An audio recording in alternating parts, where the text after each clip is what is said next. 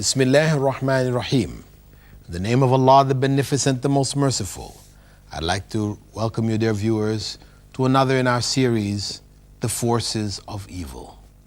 Assalamu alaikum wa rahmatullahi wa barakatuh.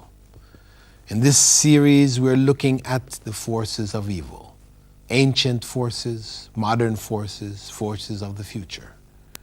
Where the evil originated. Why is there evil in this world? We looked at that in the earlier segments.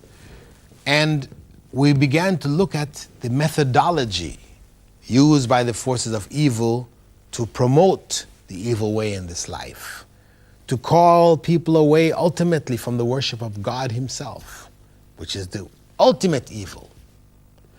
Also, how to swerve that worship into worshiping others along with God, or how to deny God's existence totally. These are some of the elements that we can find within the forces of evil in their attack. In the first area, the first frontal attack, and that is creating doubts, tashkik. On a general level, what we can find is that satanic forces will come to us in our intentions for prayer, to call us into or to cause us to do things which are really not from the prayer at all, creating practices which are innovations in the religion. For example, in the area of the doubt, the intention for prayer. You know, what happened is in the past that people, children, running into the mosque when the time for prayer coming and starting their prayer without really even knowing what they were doing. A system was developed to try to help them to think about what they're doing before they did it, to make sure that they had the correct intention. So children were taught to say certain things prior to the prayer.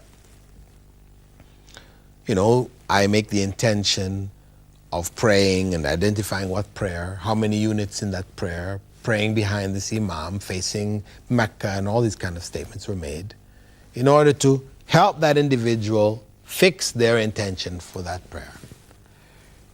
Later on, people grew up with this, and they continued to do it, and it spread, etc., until it became a standard practice. So you found people before their prayer making special statements.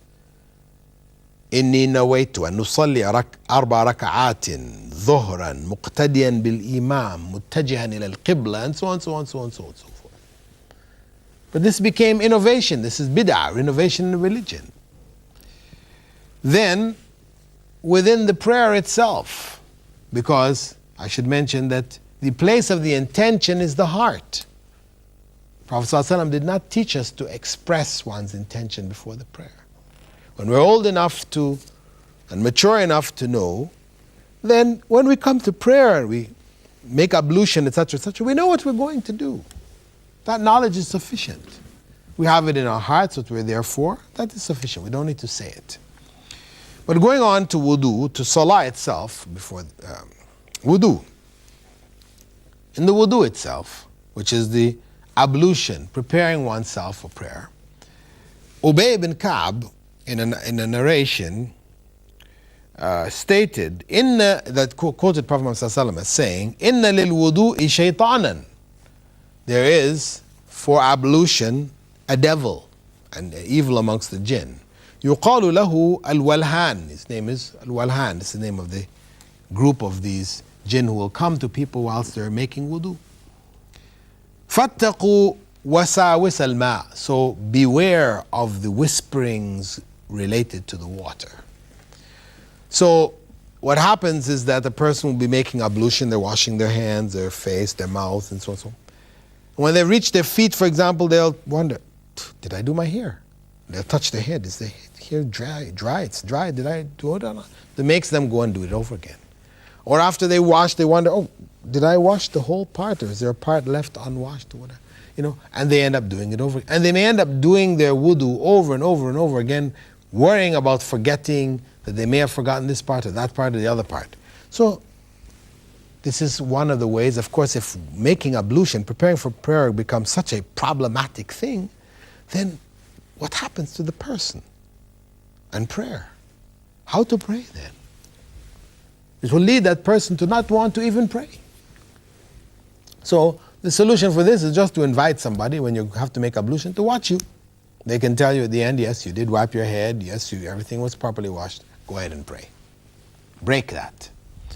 During the salah itself, Prophet ﷺ said there's another jinn or class of jinn called khanzab, who will come to you and blow on your behind when you're making ruku or prostration to give you the feeling that some air has come out. You know, you've passed wind, some slight amount has come. You feel it's gurgling in your stomach or whatever. Prophet ﷺ said, if you don't smell anything, you don't hear anything, then continue your prayer. Ignore it. This is the way to overcome it. Ignore it. You know you have wudu, go ahead and pray. Some people have mistakenly understood this to mean, if you pass wind whilst you're praying and you don't smell anything or hear it, just carry on praying. No, it's not the case. If you know you've passed wind, you have to get out of the prayer. Go and wash yourself. Go and make the ablution over again and rejoin the prayer. You can join from where you left off. But the point is that, I know some people are embarrassed. Prophet ﷺ had said, when you leave the prayer, leave with your hand over your nose, as if maybe you got a nosebleed or whatever, give people that impression. You don't want them, you're embarrassed about your situation, so you leave on that basis. But you have to leave. Maybe you have to go through all the rows and get out, but you must get out. You cannot stay there praying without ablution, because prayer is not accepted without ablution. Now, another way in which the satanic forces come in sort of in a general way in our lives is that through slander and su'adhan, bad thoughts about people, backbiting, spreading gossip. All of this is from the works of Satan, satanic works. So we have to be conscious of it, know the evil of it, know the evil consequences of it, and to beware of it. As Allah tells us in the Quran, يا أيها الذين آمنوا اجتنبوا كثيرا من الظن إن بعض الظن إثم ولا تجسسوا ولا يغتب بعضكم بعضا.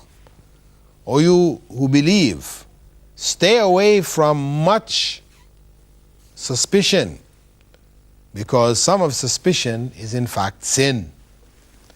And don't spy on each other, and don't backbite each other or slander each other.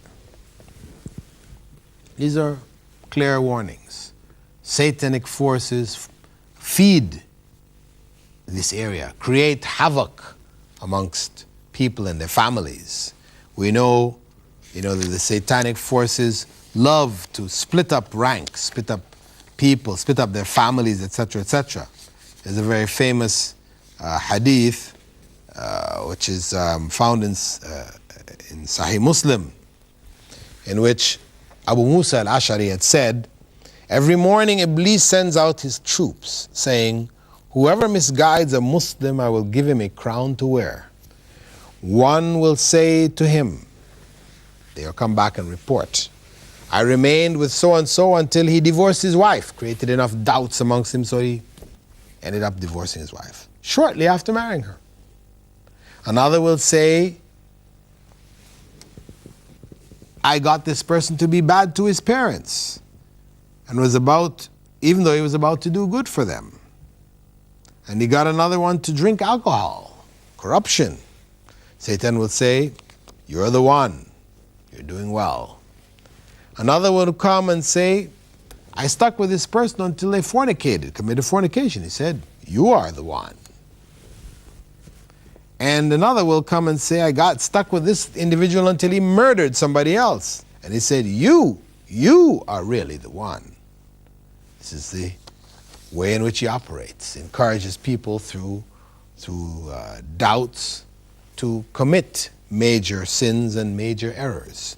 And when we look at even the basic sects which broke away from the early days of Islam, we can see that their breaking away came out over doubts. The Khawarij, who broke off from the main body of Muslims, they broke off in doubts, questioning whether Ali and Muawiyah were Muslims, because They resorted to human judgment between them to try to resolve the problems which existed. They said, no, no, no, judgment belongs only to Allah. But this is a doubtful thing. They were not sure about this. They really didn't have the knowledge of it. So they made judgments based on a lack of knowledge, and that led them into corruption and sin, disobedience of Allah. Also, Prophet ﷺ told us to avoid what is doubtful. He said the halal, the good things are clear, and the haram is clear. Between them are doubtful areas. Not known, the truth about it is not known to most people, only the scholars. Whoever avoids a doubtful area has protected his religion and his honor, his or her religion and honor. But whoever falls into those doubtful areas ultimately fall into haram. So it's an area that we need to clearly avoid. We need to clearly avoid it. The doubtful areas. Prophet ﷺ said, "Da' ma yaribak ila ma la yaribak." Leave what is doubtful for that which doesn't make you doubtful. The doubtful areas are the areas which are the foundation of sin. It is through the doubtful areas that we fall ultimately into sin. So we are encouraged, we're encouraged to stay as far away from doubtful areas as possible. And we can live a life without them, these doubtful areas. If we have doubt, we think, though it may seem to be good, everybody says it's okay, whatever, if we leave it for the sake of Allah, Allah will give us what is better than it. As the Prophet ﷺ said, "Man taraka shay'an lillah, awadahu Allahu khayran minhu." That whoever gives up something for the sake of Allah, Allah will replace it with something better. This is the promise of Allah through the Prophet Muhammad ﷺ. So we avoid the doubtful areas, the areas which are not clearly defined. Try to do what is right, stick with what is halal, avoid what is haram, and avoid those doubtful areas. If we do so, we protect our religion and our honor. So what we see is that satanic forces come and play on these doubtful areas to make these doubtful areas attractive to us, to make it seem, for one reason or another, make it seem pleasing to us, as Allah describes, for the way in which satanic forces operate, زُيِّنَ لِلنَّاسِ حُبُّ الشَّهَوَاتِ وَالنِّسَاءِ. That the love of desirable things, these corrupt desirable things, and women, and corruption with women, this is something made beautiful to us. It's beautified. And this is the product of Western civilization today. When we open up the media, what do we see? In the television, what do we hear on the radio, what do we see in the magazines, we're all constantly bombarded with corruption, where fornication, adultery is made into stories which are touching. So we feel sorry for somebody who's involved in some acts of adultery and fornication. This is gross. Children, in children's movies, we find them, with boyfriends and girlfriends promoting this idea. The foundations of corruption are there. In much of the media. So we have to be very, very careful, And as I said, this is because these areas have been made appealing to us. So though we had our doubts about it, it's been made pleasing, so we put aside our doubts. Or those things that are good, satanic forces come and create doubts in them, whether it is acts of worship, we said, whether it's from zakah, where a person is made to feel, the person who needs the zakah, he doesn't really need it. Maybe he's faking. Doubts are put in our minds so that we don't end up, doing certain good deeds that we should in fact be doing. So this is the first battle line, the first frontal attack of the forces of Satan, attacking through the doubts. Human beings fall into sin through doubts. What they're certain of and clear of, it's very unlikely that they're going to fall into sin. But what they're doubtful about, you find so many people, they go and they do things which when they're doubtful, and then they come back and they ask people like myself, well, should we have done this? I said, no, you shouldn't have. The lack of knowledge is what led you into it. Better you go and find out, learn your religion, learn the basics, so that these doubts cannot come amongst us and cause us to commit sins and acts of disobedience merely because of our lack of knowledge. And merely also because of our desires for pleasurable things. We understand that these pleasurable things, what's behind it is in fact hell. Not that we cannot enjoy any pleasure, not that we cannot, enjoy with our families, etc., but it should be in areas which are Islamically correct and not the prohibited areas. So, dear brothers and sisters, I hope this point is very clear, that the creating of doubts is the first line of attack. Doubts about God's existence is the greatest possible doubt we could have. Doubts about whether God is unique in his attributes, that there are others who can answer our prayers along with worshiping God. That's the next grave area. Then we have doubts about the pillars of Iman, doubting the angels and their existence, and the jinn, or doubting the heaven and hell, the judgment. These kind of doubts creates, in fact, a secular-minded individual. Some of those who are on the way already,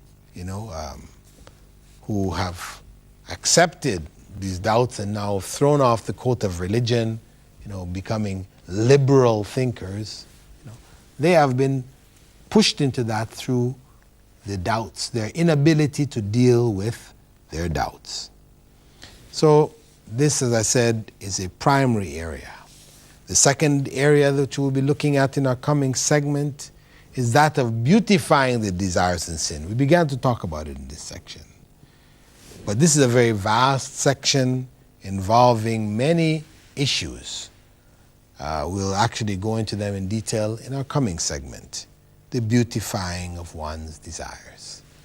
God warns us that these pleasurable areas have been made, which are corrupt, have been made attractive to us. But don't allow Satan to draw us into it, because ultimately it is evil. As Allah said in the 6th chapter, verse 122, كَذَلِكَ زُيِّنَ لِلْكَافِرِينَ مَا كَانُوا يَعْمَلُونَ. In that way, the disbelievers were made to see what they were doing as being good. It was made good, made attractive to them. And we said the belief in the in the idols, etc. In this way, the idols were made to seem attractive, that they really worked, the miracles were around them, so people ended up more confirmed in their belief in these idols, when in fact they were beginning to move away from it. So we have to understand satanic force will operate in our lives to create doubts about wrong religion if we're involved in wrong religion, doubts about our religion if we're involved in good religion, and where we're practicing the religion will create doubts even in these areas. So dear viewers, beware of Satan. As we said in the very beginning, Allah told us in Surah Al-Isra, إِنَّ الشَّيْطَانَ كَانَ لِلْإِنسَانِ عَدُوًّا مُبِينًا. Indeed, Satan is for human beings a clear enemy. With that, dear viewers, I'd like to thank you for being with us in this segment of our program, The Forces of Evil. We hope that you will continue to follow this program through the next few months. With that, I bid you farewell. Assalamu alaikum wa rahmatullahi wa barakatuh.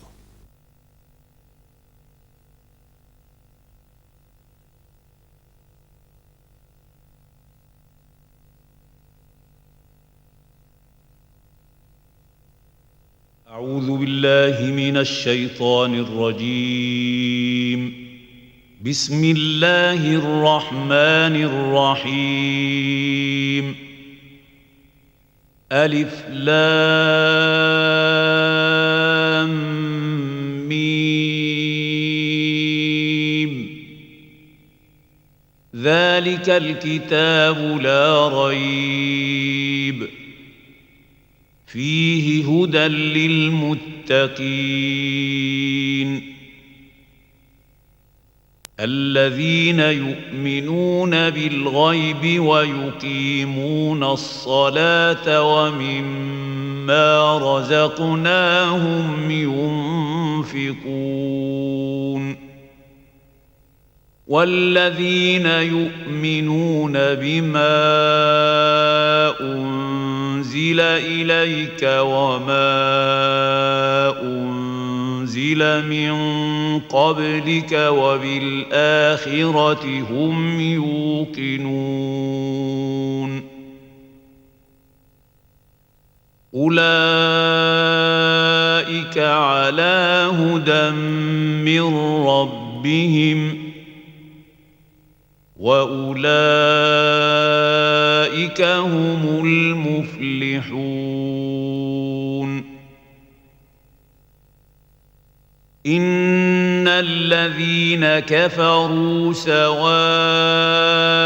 عليهم أأنذرتهم أم لم تنذرهم لا يؤمنون ختم الله على قلوبهم وعلى سمعهم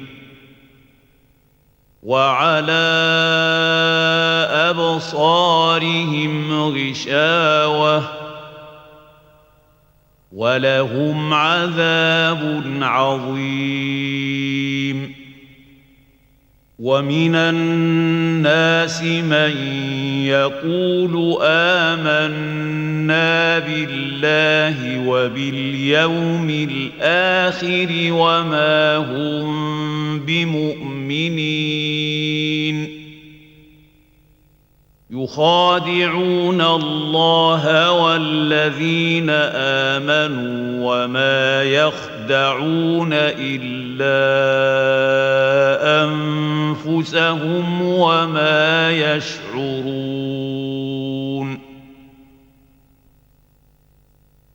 في قلوبهم مرض فزادهم الله مرضاً ولهم عذاب أليم بما كانوا يكذبون وإذا قيل لهم لا تفسدوا في الأرض قالوا إنما نحن مصلحون ألا إنهم هم المفسدون ولكن لا يشعرون وإذا قيل لهم آمنوا كما آمن الناس قالوا أنؤمن كما آمن السفهاء ألا إنهم هم السفهاء ولكن لا يعلمون وإذا لقوا الذين آمنوا قالوا آمنا وإذا خلوا إلى شياطينهم قالوا إنا معكم إنما نحن مستهزئون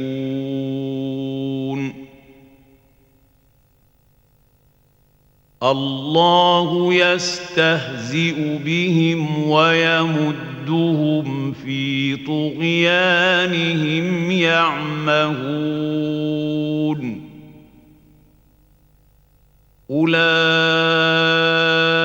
الذين اشتروا الضلالة بالهدى فما ربحت تجارتهم وما كانوا مهتدين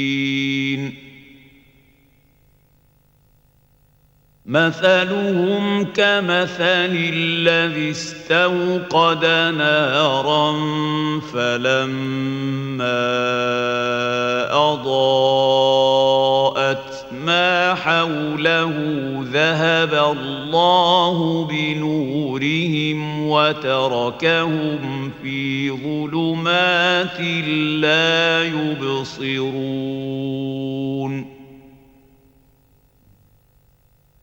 صم بكم عمي فهم لا يرجعون أو كصيب من السماء فيه ظلمات ورعد وبرق يجعلون أصابعهم في آذانهم من الصواعق حذر الموت والله محيط بالكافرين يكاد البرق يخطف أبصارهم كلما أضاء لهم مشوا فيه وإذا أظلم عليهم قاموا ولو شاء الله لذهب بسمعهم وأبصارهم إن الله على كل شيء قدير يا أيها الناس اعبدوا ربكم الذي خلقكم والذين من قبلكم لعلكم تتقون الذي جعل لكم الأرض فراشا والسماء بناء وأنزل من السماء ماء فأخرج به من الثمرات رزقا لكم فلا تجعلوا لله أندادا وأنتم تعلمون وإن